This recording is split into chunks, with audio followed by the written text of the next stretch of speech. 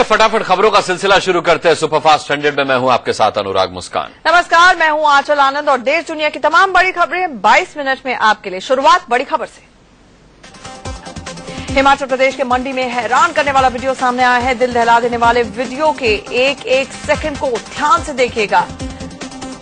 नदी पर बना लोहे का पुल पानी के तेज बहाव के आगे देखते ही देखते कैसे बह जाता है।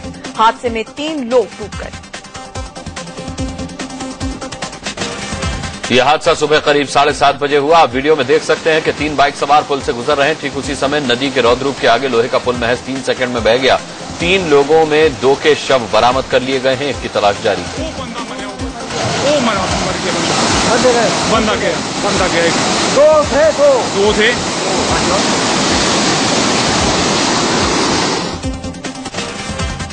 चश्मदीदों के मुताबिक भारी बारिश के चलते नदी में पानी ओवरफ्लो होने लगा था, जिससे यह हादसा हुआ है। पुल के पास खड़े लड़कों ने बाइक सवारों को रोकने की भी कोशिश की, लेकिन बाइक सवार मौत को मात नहीं दे सके। हादसे के बाद ये रेस्क्यू टीम शव की तलाश में जुटी है।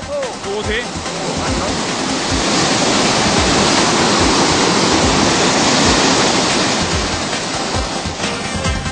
लोहे का पुल काफी पुराना और खस्ता हाल था। बताया जा रहा है कि बुधवार रात हुई भारी बारिश से भूस्खलन हुआ, जिससे पुल के पास की मिट्टी कटने से पुल बह गया। ये पुल हमीरपुर और मंडी को जोड़ता था।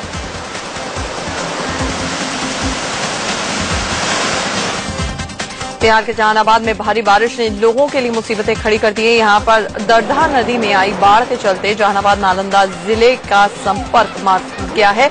पानी का तेज बहाव सड़क का बड़ा हिस्सा अपने साथ बहा ले गया। जहानाबाद से नालंदा को जोड़ने के लिए दरधा नदी पर एक पुल का निर्माण चल रहा है, लेकिन सालों से पुल का काम लटका पड़ा है। ऐसे में नालंदा जाने के लिए लोगों के लिए यही एक सड़क सहारा थी।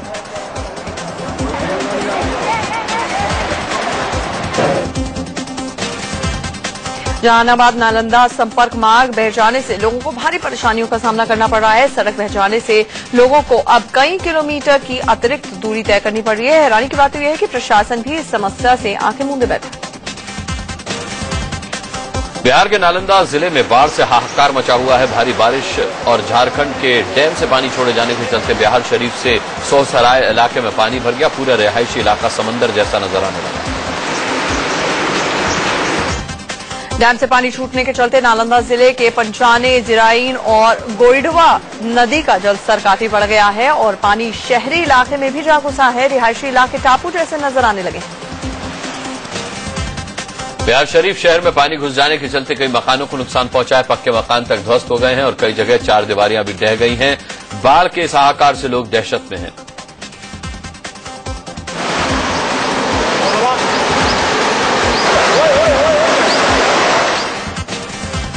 बिहार शरीफ में पंचाने नदी का पानी हाईवे पर भी जा पहुंचा है, जिससे लोगों को आने जाने में भारी परेशानियों का सामना करना पड़ रहा है। गाड़ियों की आवाजाही में भी दिक्कतें आ रही हैं। पानी के चलते हजारों एकड़ फसलें भी तबाह हो गई।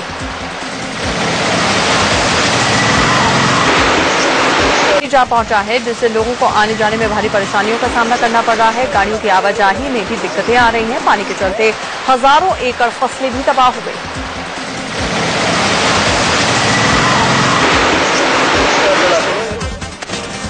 यूपी के लखीमपुर खीरी के कई गांव में शारदा और घाघरा नदी उफान पर है। लगातार हो रहे कटान से लोग अपने घर छोड़कर ऊंची जगह की शरण में जा रहे हैं। खेती की जमीन कटान से लगातार नदी में समाती जा रही है।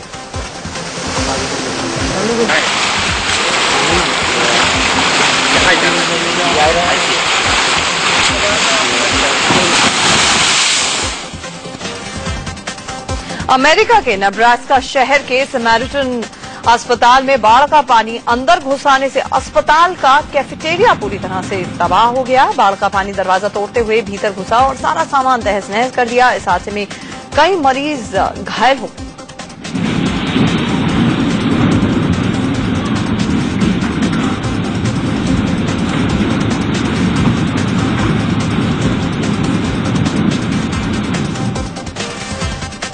नेब्रास्का में शुक्रवार रात हुई तेज बारिश के बाद अस्पताल के निचले तल में मौजूद रसोई घर और कैफेटेरिया को बाढ़ के पानी ने पूरी तरह तबाह कर दिया। इस तबाही का सर्विलांस वीडियो अस्पताल ने इंटरनेट पर अपलोड किया है। महाराष्ट्र के नालासोपारा में आरक्षण की मांग को लेकर प्रदर्शन कर रहे धनगर समाज के लोगों और पुलिस के बीच में जमकर संघर्ष हुआ। मुंबई अहमदाबाद नेशनल हाईवे पर जाम लगाने के दौरान धनगर समाज के लोगों पर पुलिस ने लाठीचार्ज किया।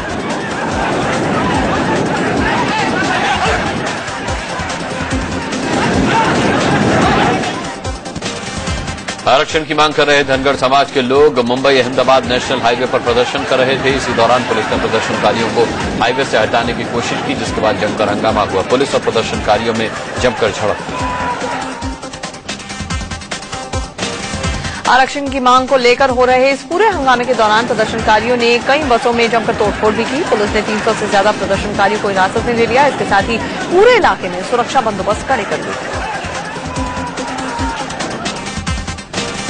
मध्य प्रदेश के मुरैना में बीजेपी विधायक पर टोल टैक्स के लिए कर्मचारियों को पीटने का आरोप लगाया। ये सारा मामला सीसीटीवी में कैद हो गया।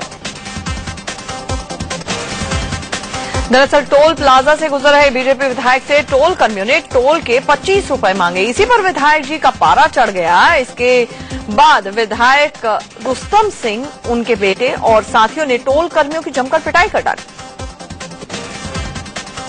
बीजेपी विधायक जिस कार से जा रहे थे उसकी कीमत करीब 25 लाख रुपए है, लेकिन सिर्फ 25 रुपए का टोल मांगने पर उनका मूड खराब हो गया। हैरानी यह है कि पुलिस ने हंगामा करने वाले विधायक के बजाय टोल मैनेजर समेत 6 लोगों के खिलाफ मामला दर्ज किया है। हालांकि बीजेपी विधायक और पूर्व मंत्री रुस्तम सिंह आरोपों से इनकार कर रहे हैं। रुस्तम सिंह के ड्राइवर का कहना है कि उन्होंने टोल कर्मी को 100 रुपए दिए थे, लेकिन उसने बाकी के पैसे लौटाने से इनकार कर दिया। इसी बात को लेकर दोनों पक्षों में विवाद हुआ।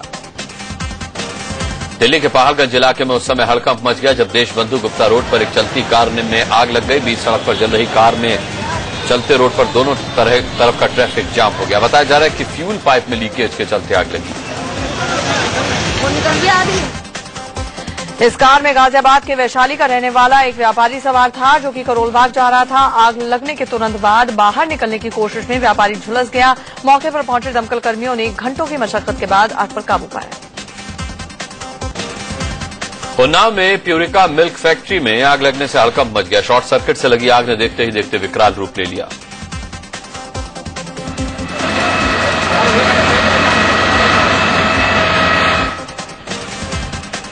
ये फैक्ट्री उन्नाव की पूर्व कांग्रेस सांसद अनु टंडन की है। आग लगने की खबर मिलते ही वो मौके पर पहुंचे। आग से लाखों के नुकसान का अनुमान है। हालांकि हादसे में कोई हताहत नहीं हुआ। दिल्ली एयरपोर्ट पर एक बड़ा हादसा टल गया। जेट एयरवेज के एक विमान में हल्की आग लग गई, जिसके चलते हड़कंप मच गया। गनीमत रही कि विमान में सवार करीब 80 यात्रियों को समय रहते प्लेन से उतार लिया गया। जेट एयरवेज की फ्लाइट NW 2654 दिल्ली से भोपाल के लिए उड़ान भरने वाली थी। तभी इंजन में स्पार्क हुआ और हल्की सी आग लगी। पायलट ने फौरन फायर अलार्म बजाया और टेक ऑफ की जगह विमान की लैंडिंग करवा दी गई। हालांकि जेट एयरवेज के विमान में आग लगने की खबरों का खंडन किया है। जेट एयरवेज की तरफ से बयान जारी करके कहा गया कि फायर अलार्म बज गया था, लेकिन आग लगने की कोई घटना नहीं हुई थी। कभी महानायक अमिताभ बच्चन को अपना बड़ा भाई बताने वाले अमर सिंह ने कहा है कि वो बहुत अच्छे कलाकार तो हैं, लेकिन अच्छे इंसान नहीं। असल जीवन में बहुत मृदुल हैं, बहुत भयभीत रहने वाले व्यक्ति हैं। पर्दे पर एंग्री यंग मैन है। अमिताभ बच्चन कलाकार है। इंडिया न्यूज के एडिटर इन चीफ दीपक चौरसिया से खास बातचीत में अमर सिंह ने एसपी सांसद और फिल्म अभिनेत्री जया बच्चन पर निशाना साधते हुए उन्हें अपशब्द कहे। जया बच्चन का परिचय मुलायम सिंह जी से मेरी वजह से हुआ है कि मेरे और मुलायम सिंह के रिश्ते में किसी दलाल की जरूरत नहीं है। संसद का बजट सत्र आज खत्म हो गया है। इसके साथ ही संसद की कार्रवाई को अनिश्चितकालीन के लिए स्थगित कर दिया गया है। मोदी सरकार का ये पहला बजट सत्र था, जो कि 1 महीने से ज्यादा चला। जजों की नियुक्ति को लेकर बना judicial appointment commission bill Lok Sabha के बाद राज्यसभा से भी पास हो गया। समर्थन में 179, जबकि विरोध में एक भी वोट नहीं पड़े। अब ये बिल राष्ट्रपति के पास जाएगा, जिनकी मोहर लगते ही बिल कानून की शक्ल ले लेगा। इस बिल के कानून बनते ही सुप्रीम कोर्ट और हाई कोर्ट के जजों की नियुक्ति के लिए 1993 से चला आ रहा कोलिजियम सिस्टम खत्म हो जाएगा। इसके तहत पहले जजों की टीम ही जजों की नियुक्तियां करती थी, लेकिन इसके लिए अब कमीशन बनेगा। जुडिशियल अपॉइंटमेंट कमीशन में 6 सदस्य होंगे। इनमें सुप्रीम कोर्ट के चीफ जस्टिस और 2 जज होंगे। साथ ही 1 सदस्य कानून मंत्री होगा। इसके अलावा 2 ऐसी शख्सियतें भी होंगी जिन्हें पीएम, नेता विपक्ष और चीफ जस्टिस चुनेंगे। राज्यसभा में जुडिशियल अपॉइंटमेंट कमीशन बिल पर चर्चा के दौरान बीएसपी सुप्रीमो मायावती ने जजों की नियुक्ति में आरक्षण की मांग की। उन्होंने कहा कि जजों की नियुक्ति में SC/ST का भी कोटा होना चाहिए। संसद में सरकार ने ऐलान किया है कि राम सेतु को नहीं तोड़ा जाएगा। लोकसभा में एक सवाल के जवाब में परिवहन मंत्री नितिन गडकरी ने यह ऐलान किया। उन्होंने कहा कि सेतु समुद्रम यानी राम सेतु को बचाया जाएगा। सेतु समुद्रम शिपिंग कैनाल केंद्र का प्रोजेक्ट है, जिसके तहत इस क्षेत्र को बड़े जहाजों के लिए परिवहन योग्य बनाना ही मकसद है। लेकिन गडकरी ने ऐलान किया है कि राम सेतु नहीं तोड़ा जाएगा और इसकी जगह पर कोई दूसरा रास्ता निकाला जाएगा। टोल टैक्स को लेकर के परिवहन मंत्री नितिन गडकरी ने बड़ा ऐलान किया है और कहा कि सड़क की लागत वसूल होने के बाद टोल टैक्स नहीं वसूला जाएगा। लोकसभा में उन्होंने ये भी कहा कि जब तक 100% सड़क नहीं बन जाए तब तक टोल टैक्स वसूला भी नहीं जाएगा। अभिनेत्री और सांसद जया बच्चन के सवाल पर सूचना प्रसारण मंत्री प्रकाश जावड़ेकर ने नेताओं का मजाक उड़ाने वालों पर कार्रवाई की बात कही। जया ने राज्यसभा में MF रेडियो पर नेताओं की मिमिक्री और रेडियो जॉकी की भाषा को आपत्तिजनक बताया था। यूपी में सांप्रदायिक हिंसा पर एसपी सुप्रीमो मुलायम सिंह यादव लोकसभा में कहा कि ये 2 समुदायों का संघर्ष था, दंगा नहीं। उन्होंने कहा कि हमें यूपी सरकार पर गर्व है कि मुजफ्फरनगर और सहारनपुर में 2 दिनों में ही हिंसा पर काबू पा लिया गया। इंश्योरेंस बिल को राज्यसभा की सिलेक्ट कमेटी में भेज दिया गया है। राज्यसभा में वित्त मंत्री अरुण जेटली ने इंश्योरेंस बिल को सिलेक्ट कमेटी में भेजने का ऐलान किया। 15 सदस्यों की ये कमेटी अगले सत्र के पहले हफ्ते में रिपोर्ट देगी। इंश्योरेंस बिल के लिए बनी सिलेक्ट कमेटी के अध्यक्ष चंदन मित्रा होंगे। कमेटी में मुख्तार अब्बास नकवी, जेपी नड्डा, आनंद शर्मा, वी कैरी प्रसाद, राम गोपाल यादव, केसी त्यागी, सतीश चंद्र मिश्रा समेत 15 सदस्य होंगे। फूलन देवी हत्याकांड में दोषी करार दिए गए शेर सिंह राणा को उम्र कैद की सजा सुनाई गई है। दिल्ली के पटियाला हाउस कोर्ट ने शेर सिंह राणा को ये सजा सुनाई। 8 अगस्त को ही उसे दोषी करार दे दिया गया था। बाकी 10 आरोपियों को कोर्ट ने बरी कर दिया था। मंगलवार को पटियाला हाउस कोर्ट में शेर सिंह राणा की सजा को लेकर सुनवाई हुई, जिसमें अभियोजन पक्ष ने फूलन देवी के हत्यारे शेर सिंह राणा को फांसी की सजा देने की मांग की थी। हालांकि कोर्ट ने उसे उम्र कैद की सजा दी। दिल्ली हाईकोर्ट ने सड़कों पर ई-रिक्शा चलने पर लगी पाबंदी नहीं हटाई है। ये रोक 20 अगस्त तक फिर से बढ़ा दी गई है। 20 अगस्त को अगली सुनवाई होनी है, जिसमें दिल्ली हाईकोर्ट तय करेगा कि ई-रिक्शा चलेंगे या फिर नहीं। केंद्र सरकार ई रिक्शा को लेकर हाईकोर्ट में गाइडलाइंस सौंप चुकी है और इसे मोटर व्हीकल एक्ट के तहत लाने की बात भी कह चुकी है। इसे लागू करने के लिए सरकार ने 2 महीने का वक्त मांगा है, लेकिन हाईकोर्ट तैयार नहीं है। दही हांडी के कार्यक्रम में अब नाबालिग बच्चे भी हिस्सा ले सकेंगे। सुप्रीम कोर्ट ने बॉम्बे हाईकोर्ट के फैसले पर इस साल के लिए अंतरिम रोक लगा दी है और 12 साल से ज्यादा उम्र के बच्चों को गोविंदा बनने की इजाजत मिल गई। दरअसल बॉम्बे हाईकोर्ट ने कहा था कि दही हांडी फोड़ने के कार्यक्रम में हिस्सा लेने वाले यानी गोविंदाओं की उम्र 18 से ज्यादा होनी चाहिए। इस फैसले को सुप्रीम कोर्ट में चुनौती दी गई, जिसके बाद सुप्रीम कोर्ट ने अंतरिम रोक लगा दी। इस फैसले से दही हांडी आयोजकों को बड़ी राहत भी मिली है, लेकिन सुप्रीम कोर्ट ने इन आयोजकों से गाइडलाइंस का कड़ाई से पालन करने को भी कहा है। साथ ही गाइडलाइंस को लेकर सुप्रीम कोर्ट ने महाराष्ट्र सरकार से 8 हफ्तों में जवाब भी मांगा है। गोवा के मुख्यमंत्री मनोहर पर्रिकर के एक बयान को लेकर विवाद हो गया। पर्रिकर ने कहा है कि दूसरे देश के लोग भारत में रहने वाले लोगों के लिए हिंदू शब्द का इस्तेमाल करते हैं। कई बार उन्हें भी हिंदू कहा जाता है जो किसी भी धर्म के हों। अगर आप खाड़ी देश में जाते हैं तो भारत के मुस्लिमों को भी वहां हिंदू बुलाया जाता है।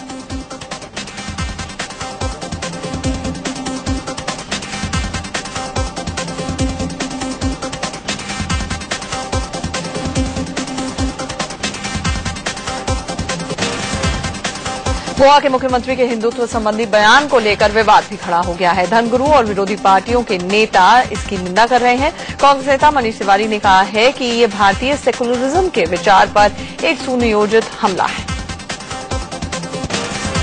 एनसीपी नेता तारिक अनवर ने कहा कि गोवा के मुख्यमंत्री को सही जानकारी नहीं है। हम सबको इंडियन कहते हैं, हम महान भारत बनाने की बात करते हैं, हम महान हिंदू राज्य बनाने की बात नहीं करते।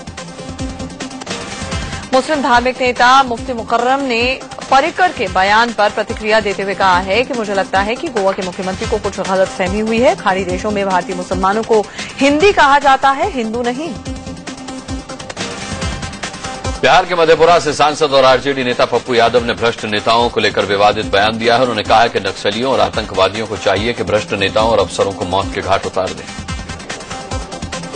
हम तो चाहते हैं ऐसे पदाधिकारी और जनप्रतिनिधि का इस देश से छुट्टी होनी चाहिए, और छुट्टी नहीं होनी चाहिए। लोग बोझ है देश भर को मरना चाहिए, या तो कोई नक्सल मारे या तो कोई आतंकवादी मारे। आरजेडी सांसद पप्पू यादव ने यह भी कहा कि बेईमान जनप्रतिनिधियों को जीने का कोई अधिकार नहीं है और इन्हें हर हाल में मरना चाहिए या फिर इन्हें मार देना चाहिए। बेईमान जनप्रतिनिधि, कायर जनप्रतिनिधि, दलाली करके जीने वाला जनप्रतिनिधि और जात और मजहब के नाम पर इंसान फर्क करने वाला जनप्रतिनिधि को मरना चाहिए। पप्पू यादव ने यहां तक कहा है कि इस देश में नक्सली मजबूत और ईमानदार नहीं है। उन्होंने कहा कि ईमानदार नक्सली होते तो बेईमान नेताओं के खिलाफ जंग छेड़ते। इस देश में मजबूत नक्सल नहीं है। एकदम सीधा मैं कह रहा हूँ, ईमानदार नक्सल की जरूरत है, जो सिर्फ जनता के लिए जिए, जनता की खुशी के लिए जिए और उसकी खुशी को जो छीनता हो उसके खिलाफ जंग का ऐलान। बीजेपी अध्यक्ष अमित शाह ने मिशन विधानसभा चुनाव की शुरुआत हरियाणा से कर दी है। महेंद्रगढ़ में विजय संकल्प रैली में उन्होंने कहा कि हरियाणा में कांग्रेस के दिन खत्म होने वाले हैं और विधानसभा चुनाव में बीजेपी की जीत पक्की है। महेंद्रगढ़ की रैली में बीजेपी अध्यक्ष अमित शाह ने हरियाणा के मुख्यमंत्री भूपेंद्र सिंह हुड्डा पर निशाना साधा। उन्होंने कहा कि हुड्डा के कार्यकाल में खूब जमीन घोटाले हुए। उन्होंने कहा कि 10 साल में हुड्डा ने कुशासन किया है। अध्यक्ष बनने के बाद अमित शाह की ये पहली रैली है। हरियाणा में इसी साल चुनाव है। लोकसभा चुनाव में बीजेपी ने 10 में से 7 सीटों पर कब्जा जमाया था और शाह को ऐसी ही जीत की उम्मीद विधानसभा चुनावों में भी है। दिल्ली में संसदीय कार्यमंत्री वेंकैया नायडू के घर पर आरएसएस ने रक्षाबंधन महोत्सव मनाया, जहां भारी संख्या में बीजेपी सांसद पहुंचे। इस मौके पर भैया जी जोशी ने बीजेपी सांसदों को संबोधित किया और सुंदर भारत के लक्ष्य पर काम करने को कहा। आरएसएस के इस कार्यक्रम में शरीक होने वाले बीजेपी सांसदों के लिए खास ड्रेस कोड तय किया गया था। सांसदों से कुर्ता पैजामा और संघ की काली टोपी लगाने को कहा गया था। वरिष्ठ मंत्री सुषमा स्वराज, हर्षवर्धन भी यहां पर पहुंचे। बीजेपी अध्यक्ष अमित शाह ने जम्मू कश्मीर में होने वाले विधानसभा चुनाव के लिए तैयारियां शुरू कर दी हैं। इस बाबत जेपी नड्डा को अहम जिम्मेदारी दी गई है और उन्हें जम्मू कश्मीर में चुनाव का प्रभारी बनाया गया है। केंद्रीय गृह मंत्री राजनाथ सिंह को आज एम्स से डिस्चार्ज कर दिया गया। बुधवार की रात पेट में दर्द की शिकायत के बाद उन्हें एम्स में भर्ती कराया गया था। डिस्चार्ज के वक्त गृह मंत्री के साथ साथ स्वास्थ्य मंत्री हर्षवर्धन और बीजेपी सांसद जगदम्बिका पाल भी मौजूद थे। महंगाई से जूझ रहे लोगों को 15 अगस्त का तोहफा मिला है। आज आधी रात से पेट्रोल की कीमत कम होने वाली है। ₹1.89 से लेकर ₹2.38 तक प्रति लीटर पेट्रोल सस्ता होने वाला है। 15 अगस्त को देखते हुए दिल्ली में सुरक्षा के कड़े इंतजाम किए गए हैं। लाल किले में भी कड़ी सुरक्षा है। स्वतंत्रता दिवस पर कल पहली बार पीएम नरेंद्र मोदी लाल किले से भाषण भी देंगे। 15 अगस्त को देखते हुए आज और कल मेट्रो स्टेशन की पार्किंग बंद रखी गई है। सुरक्षा के लिहाज से आज सुबह 6 बजे से कल दोपहर 2 बजे तक सभी मेट्रो स्टेशन पर पार्किंग सेवा बंद कर दी गई है। 15 अगस्त के दिन दिल्ली में डीटीसी की बस सेवा सुबह करीब 6 बजे से दोपहर 12 बजे तक मुफ्त रहेगी। पूरी दिल्ली में लोग इन 6 घंटों के अंदर सरकारी बसों में मुफ्त सवारी भी कर सकेंगे। इन बसों में देशभक्ति के गीत भी बजेंगे। अमृतसर में भारत पाक अटारी सड़क सीमा पर पाकिस्तान ने अपना झंडा लहराते हुए स्वतंत्रता दिवस मनाया। इस दौरान सीमा पर तैनात जवानों के साथ बॉर्डर पर रहने वाले लोगों ने भी खुशी जताई। वहीं वाघा बॉर्डर पर भी पाक फौजियों ने अपनी आजादी के दिन का जश्न मनाया। पाक फौजियों ने रस्म निभाते हुए बीएसएफ के जवानों को मिठाई दी। वहीं बीएसएफ ने भी उन्हें मिठाई देकर बधाई दी। पाकिस्तान में स्वतंत्रता दिवस के मौके पर प्रधानमंत्री नवाज शरीफ ने कश्मीर का मामला उठाया और कहा कि पाक इसका शांतिपूर्ण हल चाहता है। पाकिस्तान की तरफ से सीज फायर उल्लंघन थमता हुआ नजर नहीं आ रहा है। मेरठ सेक्टर में भारतीय चौकियों पर पाकिस्तान की तरफ से फिर से फायरिंग की गई है, जिसका भारतीय जवानों ने मुंहतोड़ जवाब भी दिया। 15 अगस्त से पहले श्रीनगर के पामपोर में आतंकी हमला हुआ है, जिसमें 2 पुलिस वाले शहीद हो गए। इस हमले में एक स्थानीय नागरिक भी मारा गया। पामपोर में हुए हमले की जिम्मेदारी हिजबुल मुजाहिदीन ने ली है। शहीद पुलिसकर्मी प्रधानमंत्री नरेंद्र मोदी के करगिल दौरे की सुरक्षा में तैनात थे। जब ये जवान करगिल से लौट रहे थे तभी आतंकियों ने इनको निशाना बनाया। आने वाली फिल्म पीके के पोस्टर विवाद पर आमिर खान को बड़ी राहत मिली है। सुप्रीम कोर्ट ने पोस्टर के खिलाफ दायर अर्जी को खारिज करते हुए फिल्म पर रोक लगाने से इनकार कर दिया। फिल्म पीके के विवादित पोस्टर के बाद एक और पोस्टर 20 अगस्त को रिलीज होगा। आमिर खान ने बताया है कि इस नए पोस्टर में ट्रांजिस्टर नहीं होगा। उन्होंने पहले पोस्टर पर उठे विवाद पर कहा था कि इसका जवाब वो 20 अगस्त को भी देंगे। इलाहाबाद हाईकोर्ट ने फिल्म सिंघम रिटर्न्स की रिलीज पर रोक लगाने वाली याचिका खारिज कर दी। दिल्ली के करावल नगर में एक सगे भाई बहन की बेरहमी से हत्या कर दी गई। हत्या से पहले लड़की के साथ रेप किए जाने की भी आशंका जताई जा रही है। भाई बहन घर की ऊपरी मंजिल पर सो रहे थे और जब इन्हें बुआ जगाने पहुंची तो दोनों के शव खून से लथपथ थे। माना यह जा रहा है कि पहले लड़की के भाई की हत्या की गई होगी, उसी के बाद उसकी बहन की हत्या की गई। पश्चिम दिल्ली के पीरागढ़ी इलाके में 3 लड़कों ने एक युवक की चाकुओं से गोदकर हत्या कर दी। पूर्वी दिल्ली के कल्याणपुरी इलाके में बुजुर्ग दंपत्ति को एक तेज रफ्तार वैन ने रौंद दिया। इलाज के दौरान दंपत्ति की मौत हो गई। पूर्वी दिल्ली के वसुंधरा एनक्लेव इलाके के अभिमन्यु अपार्टमेंट में हुए एक हादसे में बुजुर्ग महिला की मौत हो गई। राजस्थान के बेवर में एक स्कूल वैन पलटने से 10 बच्चे घायल हो गए। इनमें से कुछ की हालत गंभीर बनी हुई है। मथुरा में एक तेज रफ्तार कार ने 6 लोगों को कुचल दिया। सभी को गंभीर हालत में अस्पताल में भर्ती कराया गया है। मध्य प्रदेश के इंदौर में भारी बारिश के चलते हुआ जलभराव। 4 बच्चों की जिंदगी पर भारी पड़ा। मुंबई से सटे काशी मीरा इलाके में नाले में डूबने से 8 साल के एक बच्चे की मौत हो गई। यूपी के बागपत में करंट लगने से 3 मासूम बच्चों और 5 जानवरों की मौत से खूब हंगामा हुआ। लखनऊ के मडियाव इलाके में एक शख्स की पीट कर हत्या कर दी गई। एमपी के राजगढ़ में पति की मौत के बाद आर्थिक तंगी झेल रही एक महिला अपने 2 बच्चों समेत कुएं में कूद गई। झारखंड के लातेहार में पुलिस ने 7 नक्सलियों को गिरफ्तार किया है। यूपी के बरेली में दारोगा भर्ती के लिए हो रही दौड़ के दौरान एक युवक की मौत हो गई। एमपी के जबलपुर में तैराकों ने नर्मदा के जिलहरी घाट से तिलवारा घाट तक अखंड भारत यात्रा निकाली।